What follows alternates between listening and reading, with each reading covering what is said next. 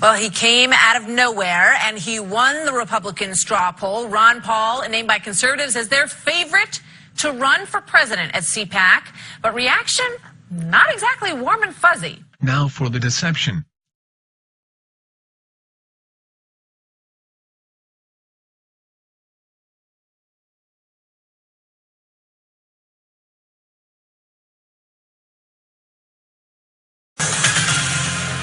The winner of this year's CPAC straw poll is now. Okay. Well, the winner of this year's CPAC straw poll is Texas Congressman Ron Paul. In the end, he was the winner. Probably not the reaction he was hoping for when you name a favorite to run for the White House. Mixed applause and boos as Ron Paul was announced over the weekend. The fiery Texas Republican.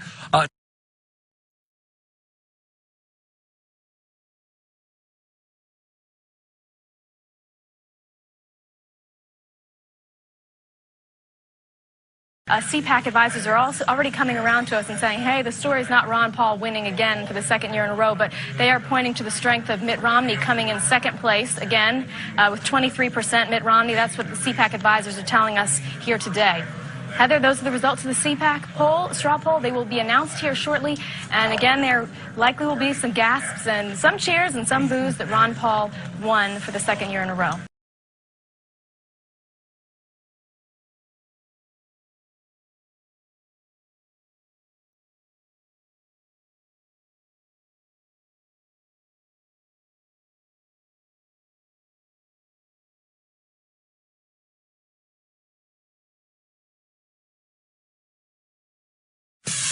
During a live introduction to Congressman Ron Paul on Tuesday, America's Newsroom incorrectly aired a clip from the 2010 CPAC event in Washington rather than this year's event.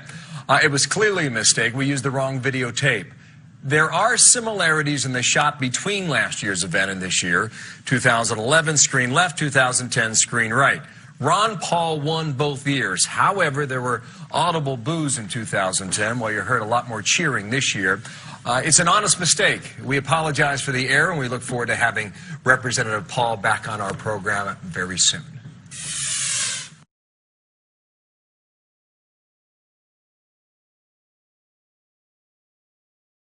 So I didn't watch that little ceremony at the end, but it tells you that people aren't unanimous on this cause of liberty. You know, I am very determined that liberty is the issue, and some people like to be taken care of more so than demanding their freedoms.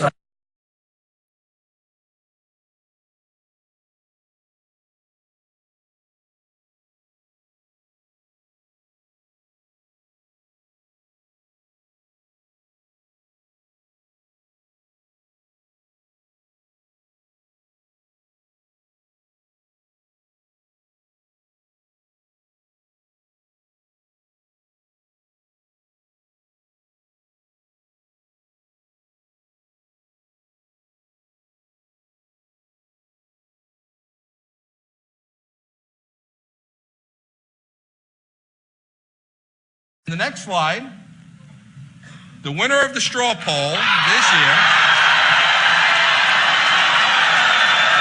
Congressman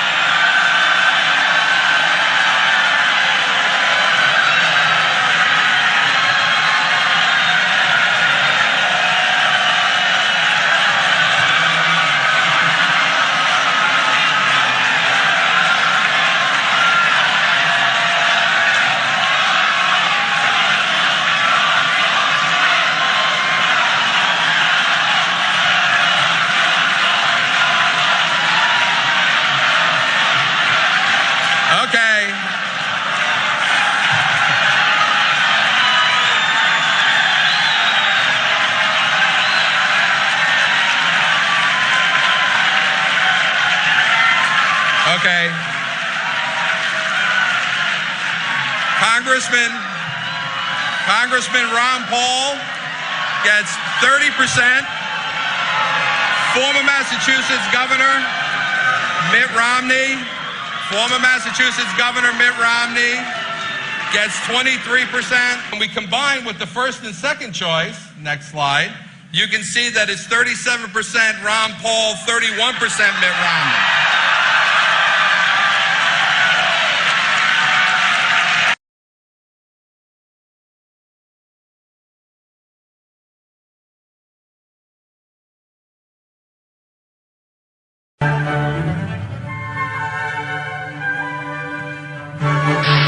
Perhaps the largest deception played on the television viewing public is the inclusion of video news releases during the network television news. Unbeknownst to most, the video news release, or VNR, have been a major part of television since the 1980s. Having been produced by major corporations to appear to be the average news story that, when incorporated into the daily news, attempts to sway public opinion in promoting a product, service, or event. Some VNR productions have been known to hire actors to portray a news correspondent, a journalist, a seemingly random man in the street, and other characters whose sole responsibility it is to deliver the carefully scripted comments. Humbling down. We want to bring in Mark Walsh, who's a freelancer for Fox. You live just a few blocks away and witnessed. Dude, I live on the 43rd floor of a building which is 5 blocks from the World Trade Center itself. I witnessed the entire thing from beginning to end. People talk about how it looked like a movie. I know when I came walking down here early this morning and saw both towers on fire and people on every street corner, it was like a movie, but you watched the planes hit the towers. I was watching with my roommate. It was approximately several minutes after the first plane had hit. I saw this plane come out of nowhere and just ream right into the side of the Twin Tower, exploding through the other side. And then I witnessed both towers collapse, one first and then the second, mostly due to structural failure because the fire was just too intense.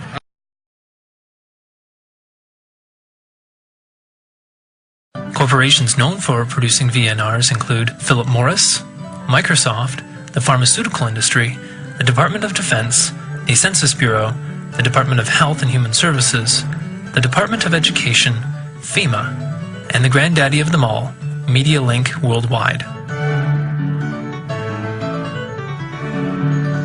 Many news stations have felt financial pressure to become increasingly profitable.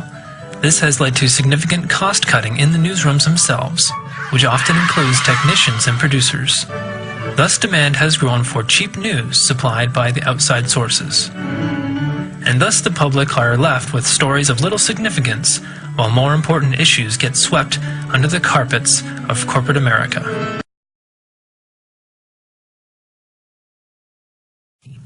Iraq attacks Kuwait, claiming the Kuwaitis are slant drilling into Iraq's oil fields.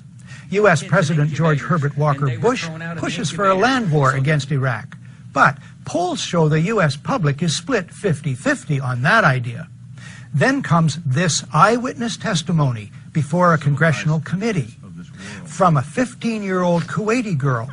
The claim is she cannot be identified for fear of reprisals. While I was there, I saw the Iraqi soldiers come into the hospital with guns. They took the babies out of the incubators, and left the children to die on the cold floor. The U.S. public is outraged. The result? Support for land war zooms. It's a turning point. Desert Storm is launched. 135,000 Iraqis are killed. An estimated 1 million Iraqis, many of them children and old people, then die as a result of 10 years of sanctions. One small problem. There never were any incubator baby deaths. Not one. The Canadian Broadcasting Corporation's investigative flagship program, The Fifth Estate, reveals the girl to be the Kuwaiti ambassador's daughter, given her lines and coached in acting by the giant American PR firm Hill & Knowlton.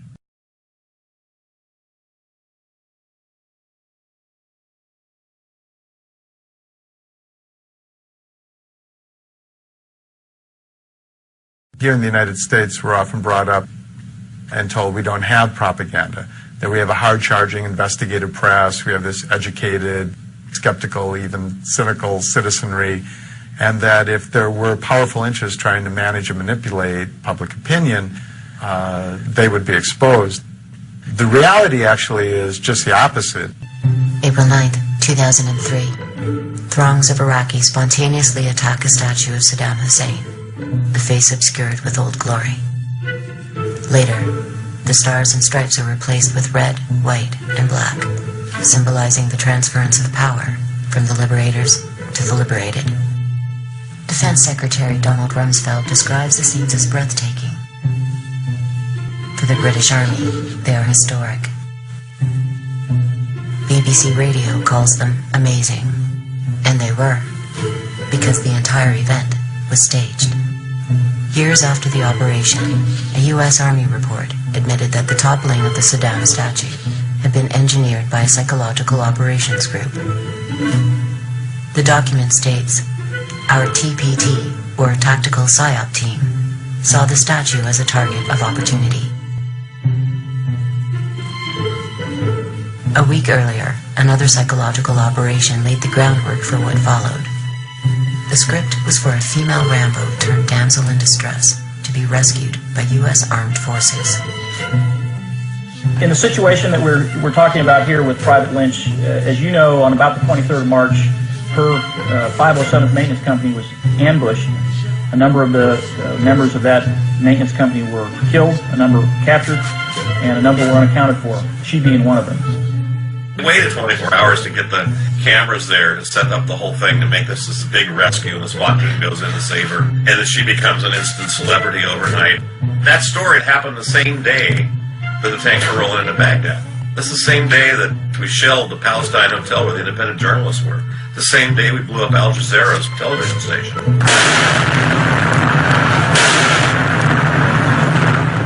And killed one of their journalists. Well, what we're getting on the front pages of the papers and in the news is the rescue of Jessica Lynch. So that was a PR substitute story. Toppling of the Saddam statue, they got Shalabi's group. The Rennan group had actually formed them. The CIA had paid the Rennan group to form the Iraqi Congress as a counter group to Saddam Hussein, and they were based here in the U.S. Then they flew them over there and they shipped them into Iraq. They were the ones that were standing around the statue as, you know, a tank was used to pull it over. The Rennan group had been around. He worked for George W.'s father, and he worked for Clinton, too. His firm, he used to be a public relations press guy for Carter, and he created a PR firm that specialized in war. The head of the Rendon Group, John Rendon, denies that he is a national security strategist or a military tactician. Rather, he states, "I am a politician and a person who uses communication to meet public policy or corporate policy objectives." 50 false news stories created and leaked by the Bush White House propaganda apparatus prior to and during the assault on Iraq. Foremost amongst these were the lies that led to the war in the first place. Large segments of the American public were convinced that a nuclear attack by Saddam Hussein on their nation was not only possible, but imminent. Soldiers who comprised the invading force were similarly confused, with a remarkable 77% believing that Hussein was responsible for the attacks of 9/11. Many earnestly believed that the mission was to destroy a mysterious group known as Al-Qaeda, while bringing freedom to the Iraqi people. We're here for your fucking freedom! Back up right now! Yet what was actually happening was what the Nuremberg Charter describes as the single greatest crime under international law: the planning, preparation, initiation, or waging of a war of aggression.